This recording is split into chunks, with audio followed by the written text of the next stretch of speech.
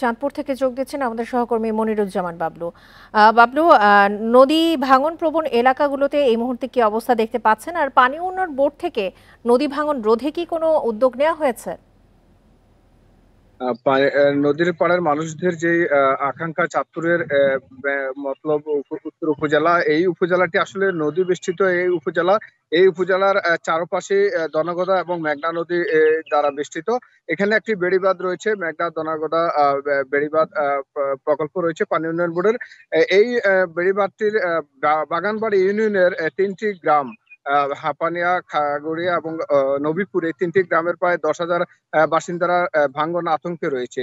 এই যে সম্প্রতি হঠাৎ করে ভাঙনে কিন্তু অনেক ফসলি জমি নদীতে বিলীন হয়ে যায়, এবং সেই যাওয়ার পরে এলাকাবাসীর যে আহ, তাদের কারণে তাদের অনুমতি, তাদের সাথে কথা বলেই কিন্তু পানি উন্নয়ন বোর্ড সেখানে পরিদর্শনে যান। পানি উন্নয়ন বোর্ড পরিদর্শন করে তাদের পানি উন্নয়ন বোর্ডে, চাঁদপুরের যে জেলা পানি উন্নয়ন বোর্ড রয়েছে, মেঘনা জনকথা প্রকল্পের নির্বাহী প্রকৌশলী শাহেদ সেলিম, তিনি পরিদর্শনে গিয়ে ঢাকায় একটি প্রস্তাবনা পাঠিয়েছেন। তিনি বলছেন যে এই প্রস্তাবনার মধ্যে দুটি প্রস্তাবনা দিয়েছেন, একটি স্থায়ী বাঁধের জন্য এবং আরেকটি অস্থায়ী বাঁধের জন্য। অস্থায়ী বাঁধের সমীক্ষা করা হয়েছে, সেটির জন্য প্রায় 1.5 কিলোমিটার এরিয়াকে অস্থায়ী এবং স্থায়ী বাঁধ নির্মাণ হলে ওই এলাকার মানুষের জীবনমান রক্ষা পাবে বলে তিনি জানিয়েছেন। এবং যদি অস্থায়ী করা হয় তাহলে দ্রুত জিও ব্যাগ পালানো হবে, অথবা স্থায়ী যদি করা হয় তাহলে সেখানে ব্লক দ্বারা বেষ্টিত করা হবে।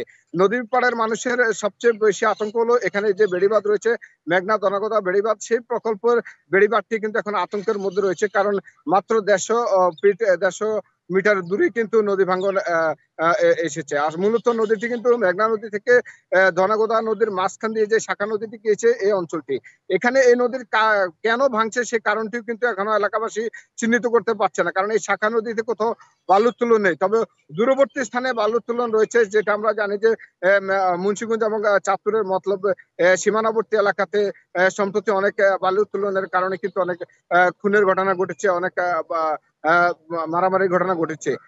দূর থেকে সেই বিষয়ে প্রশাসনিক কার্যক্রম চলছে, কিন্তু এখানে ভাঙন রোধে পানি উন্নয়ন বোর্ড সেই ব্যবস্থা নিচ্ছেন বলে আমাদেরকে জানিয়েছেন। চাঁদপুর থেকে ছিল আমার কাছে সর্বশেষ।